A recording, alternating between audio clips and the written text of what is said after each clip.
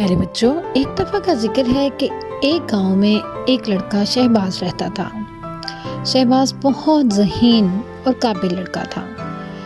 उसका सबसे बड़ा शौक किताबें पढ़ना और पहाड़ियों पर चढ़ना था। उसे हाइकिंग बहुत पसंद थी। ख़ास तौर पे वो बर्फ़ानी इलाकों में फिरना बहुत पसंद करता था। उसका शौक था कि वो बड़े बड़े बर्फ़ानी चट्टानों में जाए और उन पर चढ़े और उनको महसूस करे। वो वहाँ की ठंडक को महसूस करना चाहता था और इस तरह से वो पुरानी किताबें लाता, वहाँ से कहानियाँ पढ़ता। यहाँ तक कि उसको बहुत पोशीदा और छुपे हुए राजों को जानने का भी बहुत शौक था। इसी तरह से एक दिन उसने किताबें पढ़ते पढ़ते बाजार से चंद अनोखी किताब ले आया और वो किताब ऐसी थी जिसको पढ़कर तो वो बहुत हैरान रह गया। उसमें एक टॉपिक था कागज़ की बुढ़िया। जब उसने वो पढ़ा तो वह हैरान रह गया। वो कहने लगा, ये मैं क्या पढ़ रहा हूँ? कागज की बुढ़िया, ये आखिर है क्या? तो किताब में से अनोखी आवाज आई, अगर तुम इस राज को जानना चाहते हो तो तुम्हें उसी गांव में जाना होगा जहाँ पे वो बुढ़िया थी। वो गांव अब वीरान हो चुका है, मगर उस गांव में वो लोग रहते थे जिन्होंने अपने ख्वाबों की कीमत चुकाई। वो बुढ़िया असल में ऐसी थी जो लोगों के ख्वाबों को खरीदती थी। वो लोगों के ख्वाबों को खरीदती और उनके दिमागों को अपने काबू में कर लेती थी।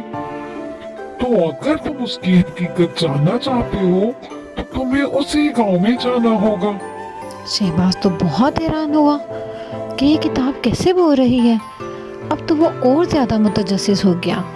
उसने कहा, हाँ, मैं जरूर उस गांव में जाऊंगा और देखूंगा कि आखिर ऐसा क्या है उस कागज की बुढ़िया में और वो वाकई वहाँ पे मौजूद भी है या नहीं। अब अगले दिन शहबाज उस गांव के लिए निकल खड़ा हुआ। जब वो उस गांव में पहुंचा तो वो गांव वाकई बहुत वीरान था। तो देख के हैरान रह गया। वो कहने लगा, यहाँ तो कोई नहीं है। क्या वाकई ये शहर बिल्कुल वीरान हो चुका? ये तमाम घर बिल्कुल खाली पड़े हैं। आखिर ये सब लोग कहाँ चले गए? चलते चलते आखिर वो उस मकान तक भी पहुंचने में कामयाब हो ही गया जो दरख्त के ऊपर मौजूद था और जिसकी निशानदेही उस किताब में की गई थी। लेकिन उस घर तक पहुंचने से पहले उसके साथ अजीबोगरीब वाक़यात होने लगे।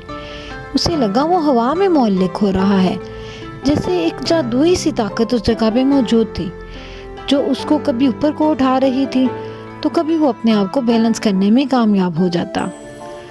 आखिर वो भी बहुत बाहिम्मत नौजवान था, हिम्मत नहीं हारा और उस मकान तक पहुंच ही गया जिसकी निशानदेही किताब में की गई थी। जब उसने उस मकान में से छुप कर देखा तो उसे एक कागज़ की बुढ़िया नजर आई। वो वाकई में कागज़ की बुढ़िया ही लगती थी, सुर्ख आंखों वाली खौफनाक सी बुढ़िया जो कुछ मंत्र पढ़ रही थी।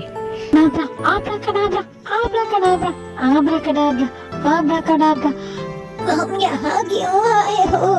क्या तुम नहीं जानते कि ये मेरा इलाका है और यहाँ कोई नहीं आ सकता? वो बुढ़िया असल में शहबाज को देख चुकी थी और वो उससे बहुत गुस्से में मुखातिब थी। तुम चले जाओ यहाँ से, यहाँ कोई नहीं आ सकता।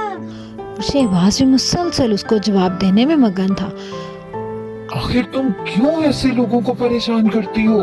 तुमने तो पूरा इलाका वीरान कर दिया है। लेकिन वो बुढ़िया बोली, मैं तो तुम्हें भी अच्छे ख्वाब दिखाना चाहती हूँ। मैं तो किसी का बुरा नहीं चाहती। तुम बताओ, तुम्हारा सबसे बड़ा शौक आखिर बर्फानी इलाकों में जाना और बड़े बड़े पहाड़ों पर चढ़ना है ना? शहबाज तो बहुत हैरान हुआ और कहने लगा, हाँ, लेकिन तुम्हें कैसे पता? तो बुढ़िया बोली, मैं तो सब जानती हूँ, लेकिन तुम्हें अगर अपने ख्वाब को सच करना है तो तुम्हें इस दायरे के अंदर दाखिल होना होगा। शहबाज उस पर यकीन करना तो ना चाहता था, लेकिन वो अपनी तबीयत के हाथों भी मजबूर था। वो तजस्सुस के मारे उस सुराख के अंदर दाखिल हो गया और वो वाकई हैरान रह गया कि उसका ख्वाब पूरा हो रहा था। बड़े बड़े बर्फानी पहाड़ और सब कुछ वहाँ पे मौजूद था। उसे समझ ना आ रहा था कि ये वाकई सच हो रहा है। उसने कहा, वाह, ये तो बहुत खूबसूरत है। ये तो वाकई ही मेरी ड्रीम वर्ल्ड है। ऐसी ही दुनिया तो मैं देखना चाहता था। इन्हीं पहाड़ों को तो मैं देखना चाहता था जो आज मैं देख रहा हूँ। वो बहुत खुश था कि आज उसका ख्वाब पूरा हो गया। लेकिन साथ ही वो बुढ़िया फिर से आ गई और वो ख्वाब से वापस आ गया।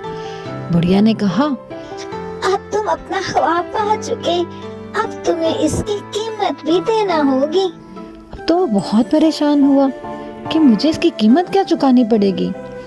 बुढ़िया बोली, तुम बताओ, तुम्हारे पास सबसे जो कीमती चीज है वो मैं लूंगी। तो शहबाज कहने लगा, मेरे पास तो ऐसा कुछ नहीं जो मैं आपको दे सकूं। बुढ़िया बोली, नहीं भाई, ऐसे तो नहीं हो सकता। ख्वाब की कीमत तो तुम्हें चुकानी पड़ेगी। तो शहबाज भी सोच में पड़ गया कि आखिर ये क्या मांगने वाली है। और वो बहुत परेशान हुआ जब उसको समझ में आया कि बुढ़िया उससे उसकी अक्ल लेना चाहती थी। वो तो बहुत परेशान हुआ। आखिर अक्ल के बगैर इंसान किस काम का। वो तो बहुत परेशान हुआ, लेकिन उसकी अक्ल नहीं उसका साथ दिया और उसने फौरन से कहा, एक मिनट, पहले आप मेरे एक सवाल का जवाब दें। अगर आपने मेरे सवाल का जवाब दे दिया तो मैं आपको अपनी अकल आपके हवाले कर दूंगा, और अगर आपने इस सवाल का जवाब ना दे सकी तो आपको मुझे और मेरे ख्वाब दोनों को आजाद करना होगा। बुढ़िया बोली, ठीक है, तुम बोलो। ऐसा कोई सवाल नहीं जिसका जवाब मेरे पास ना हो। शहबाज बोला, तो ठीक है, मुझे बताओ कि आखिर वो क्या चीज है जो दिखाई ना दे मगर सबके पास हो। बुढ़िया ने सोचना शुरू किया, लेकिन वक्त गुजरता गया और उसको जवाब ना आया। आखिरकार उसने हार मान ली और कहा, बताओ, क्या है ऐसा जो दिखाई नहीं देती लेकिन सबके पास है? तो शहबाज फौरन बोला, वो ख्याल है। तुम्हारे पास नहीं, क्योंकि तुम सिर्फ दूसरों के ख्वाब चुरा सकती हो, इसलिए तुम्हारे पास कोई ख्याल नहीं। बुढ़िया गुस्से से चीखी और अचानक उसका कागजी जिस्म जड़ने लगा और वो एक जोरदार आवाज के साथ टूटने लगी। मिनटों में उसका सर, उसका धड़, उसके बाजू सब अलग अलग हो गए। शहबाज बहुत हैरान हुआ कि आखिर ये क्या हो रहा था, लेकिन उसने अपनी अक्लमंदी के साथ उस कागज की बुढ़िया को मात दे दी थी। उस बुढ़िया को जिसको पूरा गांव मात न दे सका। उसने अपनी अक्लमंदी और जहानत के साथ उस बुढ़िया के टुकड़े टुकड़े कर दिए थे, क्योंकि वो बुढ़िया वाकई ही किसी शैतान ने बनाई थी और वो शैतान की तख्लीक थी जो कि कागज में बनी लेकिन पूरे गांव को खा चुकी थी। और इस तरह से आज शहबाज ने अपनी अक्ल और जहानत के साथ उस बुढ़िया का खात्मा कर दिया था। तो बच्चों, आपने देखा कि अक्ल वाकई ही कितनी कीमती चीज है जो किसी भी